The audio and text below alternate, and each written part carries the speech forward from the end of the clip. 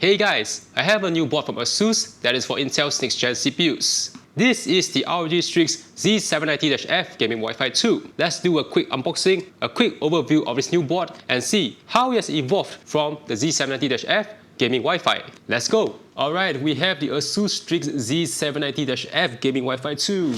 Let's do a quick unboxing about this new board. So right off the bat, you have the motherboard, and this is where the antenna usually lies. So this is your Wi-Fi 7 and Bluetooth 5.4 moving antenna. This antenna has also evolved. I'm going to show you how it has changed from the previous iteration. And right now, you also can see that it looks a lot cleaner, a lot less messy, because ASUS has kindly packaged all of the accessories inside one anti-static bag. No more the days where you open up the bottom of the box and you see all of the accessories flying around the entire bottom of the box. So let's see what's inside this bag. You have a pair of Q latches. This one comes with the screw. This one does not have the screw. So I believe there's a different use for each of them. You also have the padding for your SSDs, M.2 SSDs. Thermal pads for your M.2 covers. The quintessential ROG keychain. This thing, rubber thing, I also have the figure. I'll let you guys know what is it again. And one more pair of pads for your SSDs. You also have a bunch of documentation, stickers, instructions for your ASUS web storage, and also gone are the days where you see a full motherboard manual inside a motherboard box. ASUS has done away with that and given you a full colored version of a quick install guide, teaching you how to connect your motherboard with all the components and build a PC from ground up. If you want a full motherboard manual, you have to go to the respective motherboard website and download it from there. Before I go on to the motherboard, I'd like to thank ASUS for providing me with this foam to protect your board inside the anti-static bag. You also make sure that when you put the board on top of the box that you don't damage the box with holes that's caused by all of the soldering points on the motherboard. Right off the bat, you can see that even on the all-black motherboard, there's very nice rainbow accents on the I/O cover area, the first M.2 slot, as well as this area. It's a very nice contrast to the all-black board. I like how the rainbow effects strike out with the board. So ASUS has likewise gone with a pixel art retro gaming style on this motherboard. Compared to the previous board, is more subtle here. There's only few pixel designs on this area. Some ROG designs here. Yeah, there's not much pixel art compared to the previous ASUS gaming motherboards. But more of it happened at the back. You can see all of the ROG emblems, ROG logos, designs, and this nice fire emblem. It looks very cool. It's a very nice, way to showcase the back part, where the back part is usually covered when you put the motherboard inside the case. Before I go on to the main features of the board, which is where the board has evolved from the previous iteration, I'm just going to go through some of the ports and headers which you would like to know when installing and building a new PC. At the top, of course, we have the two 8-pin CPU power. So these are reinforced with steel plating. This is the CPU optional fan header, CPU fan header, as well as the AIO pump header. All three headers come with their own covers, so you have to remove them before you install your wires from your coolers. Next to them, we have the 5V ARGB header, one 12V RGB header. These are the 4 Q LEDs to diagnose your PC. So each of them will light up to tell you if there's anything wrong with either your CPU, your RAM, your boot drive, or your GPU. Below the QLEDs, we have a very nice start button to power on the motherboard.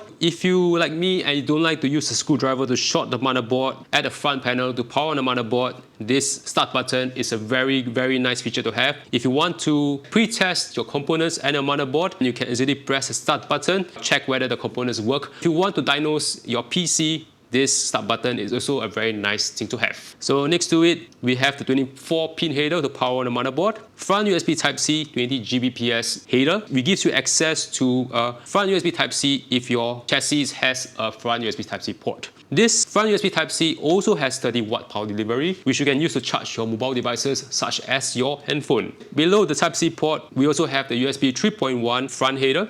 These are 4 SATA ports, front panel headers. You have 1, 2, 3, 4, 5 chassis fan headers. This one, of course, you'll most likely use for your exhaust fan. And the 4 at the bottom, you can use for your intake fans or whatever fans that you have inside your PC build. Front panel audio on this side. 2 more 5V ARGB headers at the bottom. Thunderbolt header. 2 USB 2.0 headers. This board does not have a clear CMOS jumper. We have a clear CMOS button at the back I/O. Alright, so I brought in its father, the gaming Wi-Fi 1. So we're going to compare and contrast between the two motherboards. Right off the bat, we have the main piece, the CPU sockets. So the new board supports 12, 13 and next gen CPUs. This board on the left only supports 12 and 13 gen CPUs. The 4 RAM slots support up to 128 gigs of memory, so 4 times 32 gigs of RAM sticks. This new board 192 gigs of RAM, 4 times 48 gigs RAM sticks. So I've already mentioned that on this old board, the AIO pump header is actually next to the chassis fan header. This one, AIO pump header is at the top next to the CPU fan header. What is amazing that you now have up to 1, 2, 3, 4, 5 M.2 slots on this new motherboard. This guy only has 4, whereas this board you can put up to 5 NVMe SSDs. That's really amazing because I don't expect to see access to so much fast storage on mid-level ATX motherboards. So I think going forward from Intel, this may be the new design where you have up to 5 M.2 slots on a mid-range motherboard. Of course, with 5 M.2 slots, you have to give and take something. Instead of having 4 PCIe slots on this older motherboard, you only now have 3 PCIe slots on this new motherboard. This first slot is a PCIe 5.0 X16, this is a PCIe 3.0 X1, and this is a PCIe 4.0 X16 which operates at X4 speeds. So it's not really a problem because I think with this board, you're just mostly going to have one graphic card. You don't even need a sound card, you don't need a Wi-Fi card, so this guy anyway will be blocked when you put a mid-sized GPU. It's because mid-sized GPUs also take up quite a lot of space these days. They're not very small. And if you want to use this slot, you have a recording card, or if you want to have access to Thunderbolt, you're going to use this one for Thunderbolt.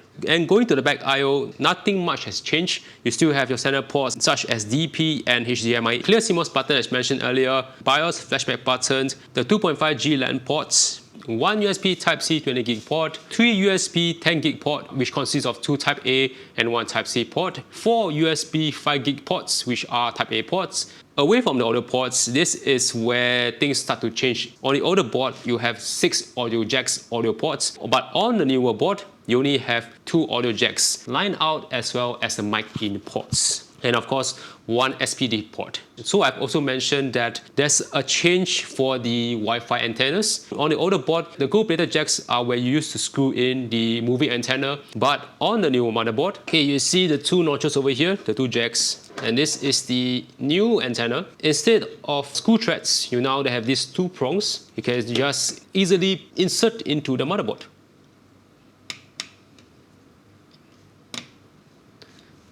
Voila!